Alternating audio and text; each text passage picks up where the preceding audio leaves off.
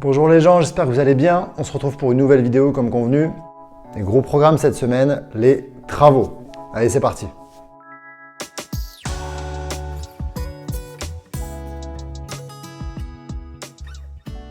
Donc il y a beaucoup de personnes aujourd'hui qui veulent se lancer dans l'achat de biens à rénover. Le problème de l'achat de biens à rénover, c'est qu'on peut être assez vite perdu dans la masse de travail qu'il y a à faire, dans les différents corps de métier, les différents intervenants, les différents artisans qu'on pourrait rencontrer et dont on va avoir besoin pour notre projet. On peut se perdre assez facilement. On peut se perdre facilement également, surtout sur les coûts, sur la valeur de chaque chose. On ne se rend pas forcément bien compte de ce que représente une installation électrique complète, une pose de parquet. Alors, il y a le matériau, mais il y a également la main-d'œuvre. Donc ça, pour beaucoup de personnes, c'est quand même assez flou et c'est pas facile de se lancer dans ce type de projet. Donc l'idée aujourd'hui, c'est de parler point par point, poste par poste, des différentes choses que vous pourriez avoir à faire dans les biens, dans les logements que vous achetez. Premier point essentiel, c'est se poser la question si c'est habitable ou non.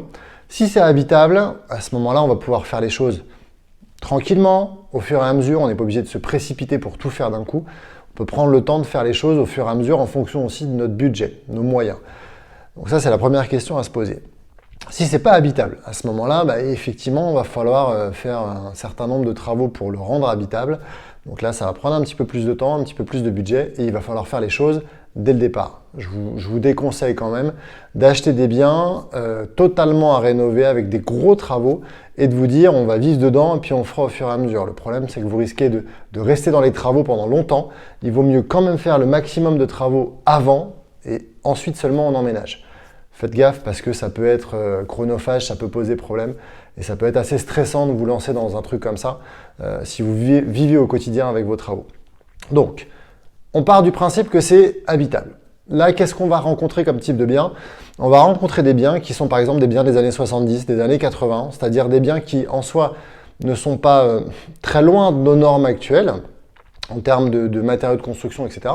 mais qui vont être avec une salle de bain des années 70, une cuisine des années 70, une installation électrique des années 70, éventuellement des fenêtres qui sont pareil des années 70-80.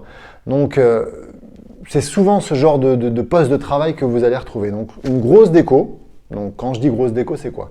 C'est sol, mur, cuisine, salle de bain. C'est ça que j'entends par grosse déco. Juste mettre un coup de papier peint ou un coup de peinture, c'est pas grand chose, c'est pas ça.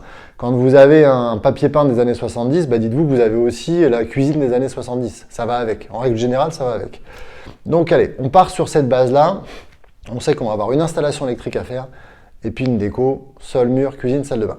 Alors, je pars du principe qu'une installation électrique, alors c'est pareil, les chiffres que je vais vous donner aujourd'hui, ça reste des chiffres à titre indicatif, que moi j'ai l'habitude d'avoir dans mon secteur avec des artisans que je connais. Je vais vous donner quand même des fourchettes parce que ça peut parfois varier, ça varie souvent d'ailleurs, mais ça peut parfois dépendre de région. En fonction de la région dans laquelle vous êtes, ce ne sera pas forcément les mêmes tarifs. D'accord? Donc attention, renseignez-vous sur les tarifs en vigueur dans vos régions respectives. Donc sur l'installation électrique, deux choses. Où il faut tout reprendre, installation complète. Donc là, on va partir du principe que ça va être entre 8 000 et 12 000 euros. D'accord? Entre 8 000 et 12 000 euros, une installation complète électrique en fonction de la taille du bien. Le 8 000 étant plus pour du T2, T3 par exemple, appartement T2, T3. Le 12 000 va plus être pour une maison ou un appartement type 4, type 5. Ok? Ça, c'est les tarifs qu'on peut retrouver aujourd'hui. Ça, c'est l'installation complète. Donc, s'il y a tout à rénover. Par contre, il y a d'autres cas de figure. Il peut arriver qu'il y ait juste un tableau à changer, une prise à ajouter, je ne sais pas moi, une mise en sécurité. Il manque juste un petit différentiel pour mettre en sécurité votre installation. Là, à ce moment-là, ce n'est pas une installation complète, donc ça coûtera quand même vachement moins cher. Sur un tableau électrique, juste le tableau, partez du principe, en fonction des artisans, c'est toujours pareil, que ce sera entre 900 et 1300, 1400 euros. Ce sera à peu près ça. Le tableau électrique coûtant cher, c'est le matériau, enfin l'objet coûte déjà un certain prix. Donc après, c'est la main-d'œuvre qui vient s'ajouter. Voilà, grosso modo, entre 900 et 1500 euros, c'est une grosse fourchette, mais comme je vous dis, ça dépend de l'artisan par lequel vous passez. Si c'est juste l'ajout d'une prise ou des choses comme ça, c'est pas des choses qui vont aller très très loin, on parle en quelques centaines d'euros, ça va pas forcément aller bien loin. Il n'y a pas forcément besoin de refaire toute l'installation. C'est pas parce que vous voyez d'électricité qui a 10-15 ans que nécessairement elle va prendre feu, quoi. Ça, faut se détendre par rapport à ça. Ça, sur la partie électrique. N'hésitez pas à faire 3 devis, 3 chiffrages. C'est essentiel. Ne vous contentez pas d'un seul chiffrage. Ça, c'est une grosse connerie. Quand on fait du chiffrage, on en fait au moins 3. Comme ça, on peut comparer. N'hésitez pas non plus à vous faire aider de gens que vous connaissez. D'accord ?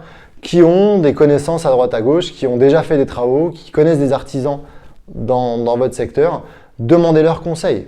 On ne sait jamais. Si ça s'est bien passé pour eux, il n'y a pas de raison que ça se passe mal pour vous. Donc ça, c'est concernant l'électricité. Maintenant, qu'est-ce qu'on va retrouver? On a dit, on a parlé de déco. Donc il va y avoir cuisine, salle de bain, sol, mur. Alors, cuisine et salle de bain. Salle de bain, moi je pars du principe, mais alors c'est pareil, c'est mon point de vue, qu'il faut toujours partir sur un budget max, sans vouloir partir dans des délires. Si votre budget est compté, si vous êtes sur votre premier achat par exemple, vous n'avez pas une enveloppe travaux qui est faramineuse, partez du principe qu'une salle de bain, ça doit être entre 2500 et 3500 euros. Faites en sorte de ne pas dépasser les 3500 euros pour faire une salle de bain.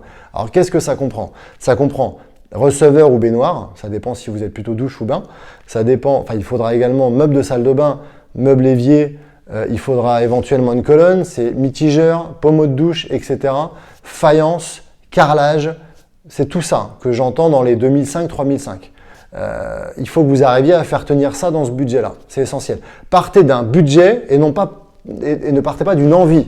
Vous dire tiens, ouais, j'ai kiffé sur cette salle de bain-là dans telle enseigne, je veux la même. Ok, mais c'est pas comme ça que ça fonctionne. Si vous avez une enveloppe travaux qui est déterminée au début, je sais pas, vous avez 30 000 euros par exemple de travaux prévus pour votre projet, et ben il faut que ça tienne dans votre enveloppe. Donc partez pas dans des délires, sinon votre enveloppe, vous ne la tiendrez jamais. Et c'est là où on arrive sur des faux frais, des coûts supplémentaires qui peuvent être très dangereux. Ok. Cuisine. Cuisine, alors assez variable, parce que pour le coup, les cuisines, vous pouvez en avoir à 900 euros comme vous pouvez en avoir à 20 000 euros, donc c'est assez variable. Tout dépend, alors premier point, quel est le projet? Est-ce que c'est de l'investissement locatif ou est-ce que c'est de la résidence principale? Ça, c'est la première chose. Deuxième point, le budget que vous êtes fixé dans votre enveloppe travaux. Ça, c'est essentiel aussi. Si vous avez vos fameux 30 000 de travaux et que vous mettez déjà 15 000 dans votre cuisine, ça va être compliqué pour le reste. Donc, on fait très attention à ça. On a aujourd'hui de la bonne qualité de matériaux. Alors, je ne sais pas si j'ai le droit de citer des enseignes, mais il y a certaines enseignes, par exemple, une enseigne qui commence par un B et qui finit par un T, où ils vont être plutôt bons sur certains produits et très mauvais sur d'autres. Donc, ils sont plutôt pas mal, par exemple, sur du meuble de salle de bain, mais ils vont être assez mauvais sur du parquet, etc. Donc, renseignez-vous. Vous avez une autre enseigne qui commence par un L, avec un logo vert, qui n'est pas forcément mauvaise sur de la cuisine. Alors, c'est livré à monter, c'est pas livré déjà monté. Donc, ça demandera un petit peu plus de temps pour la pose, mais en soi, le matériel n'est pas mauvais. Après, partir chez des cuisinistes, ça peut monter très vite. N'hésitez pas à négocier assez fortement vos cuisines. Là-dessus, ils vous annoncent des tarifs au départ et puis finalement, quand on gratte un petit peu, on se rend compte qu'on peut vite arriver à avoir une belle négociation. Donc surtout chez un cuisiniste, ils vont peut-être me détester en voyant cette vidéo s'ils la voient, mais n'hésitez pas à négocier au maximum. Ils peuvent vous faire des belles promotions. Le gros avantage du cuisiniste, c'est que c'est quand même à la carte, sur cote, c'est-à-dire que sur plan, vous donnez vos mesures, ils vous font un truc sur mesure. Ça, c'est plutôt bien. Ils vont vraiment vous proposer un panel assez large de coloris, de matériaux, etc. Ça, c'est bien aussi. C'est livré monté en règle générale. Hein. La plupart des cuisinistes livrent monté. Donc, c'est des caissons qui sont déjà montés. Donc, un gros gain de temps sur la pose de la cuisine, par l'artisan ou par vous si vous le faites vous-même. Ça, c'est pas négligeable. Vu que c'est livré monté, les caissons sont quand même assez costauds. Voilà, vous verrez souvent des cuisinistes faire des démonstrations où ils montent dans le tiroir pour vous montrer la résistance du truc. Bon, pourquoi pas. Mais en tout cas, c'est vrai que c'est costaud. Maintenant, Toujours pareil, faites très attention, partez pas dans des délires en termes de coûts de cuisine, parce que si vous revendez votre maison, vous récupérez pas la valeur de votre cuisine. Jamais de la vie. Vos acheteurs, ils s'en foutent de savoir que vous avez mis une cuisine à 20 000 €. D'accord? Ils verront que la cuisine, elle est jolie, elle est propre, elle est sympa, mais alors ils s'en foutent complètement que vous l'ayez payé 20 000 €. Vous ne pourrez pas rajouter 20 000 sur le prix de votre maison. Donc faites très attention à ça. Restez quand même sur des tarifs raisonnables en fonction de votre budget, toujours. Hein. Allez pas vous endetter comme des malades pour mettre une belle cuisine, ce serait ridicule. Mais voilà. Je pars du principe que sur une maison, allez, entre 8 et 10 000 € max sur une maison où vous allez vivre, ça me paraît cohérent. Sur de l'investissement locatif ou des petites surfaces, studio T1, T2, partez sur du 2 000 € max. C'est largement suffisant pour avoir un truc sympa. Pour tout ce qui est déco, pose de parquet, carrelage, peinture, papier peint, etc. Assez variable, ça dépendra vraiment des matériaux que vous choisissez.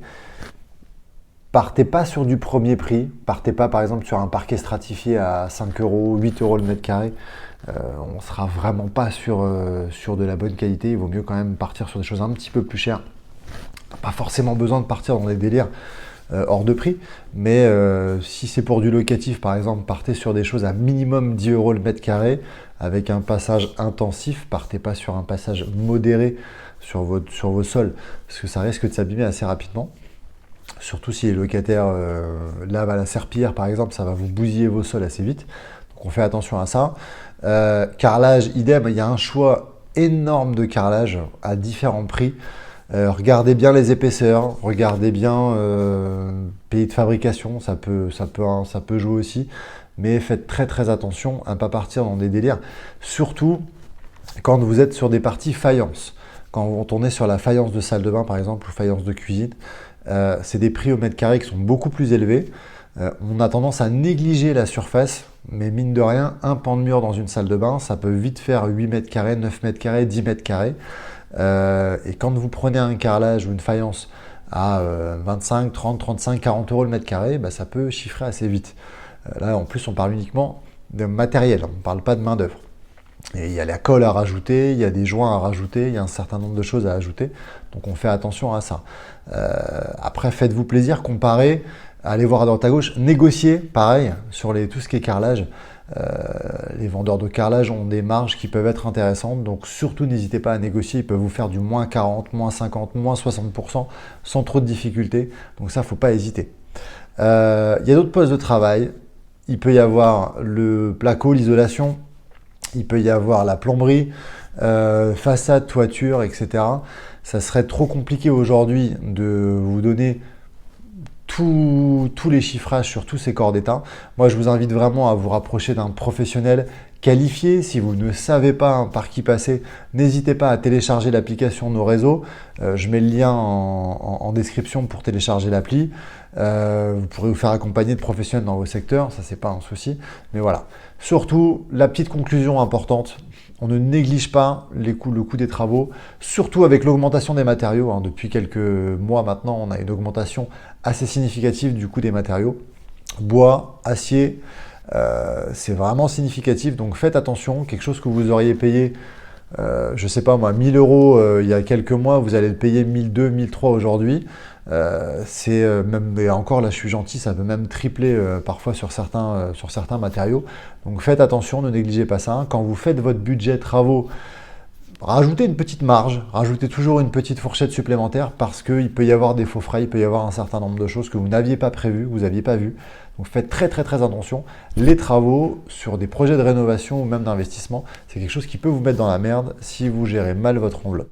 Prenez soin de vous, on se retrouve très bientôt pour une nouvelle vidéo.